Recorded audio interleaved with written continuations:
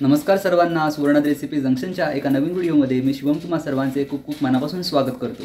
डाळ तांदूळ न भिजवता, पीठ न आंबवता, फक्त 3 साहित्यामध्ये 5 मिनिटात तयार होणाऱ्या मऊ लुसलुशीत जाळीदार आंबोळ्या कशा तयार केल्या जातात हे आपण आजच्या व्हिडिओमध्ये बघणार आहोत। त्यामुळे आजचा व्हिडिओ तुम्ही सर्वांनी संपूर्ण नक्की बघा। तुम्ही आपल्या चॅनलवर नवीन आला असाल तर आपल्या चॅनलला आत्ताच सबस्क्राइब करून घ्या। तुम्हाला आपले व्हिडिओ आवडत असतील तर व्हिडिओला लाईक करा। तुमच्या काही प्रतिक्रिया असतील तर कमेंट करून नक्की कळवा। त्याचबरोबर तुम्हाला हा जर व्हिडिओ आवडला असेल तर तुमच्या मित्रपरिवाराबरोबर जास्तीत जास्त शेअर करा।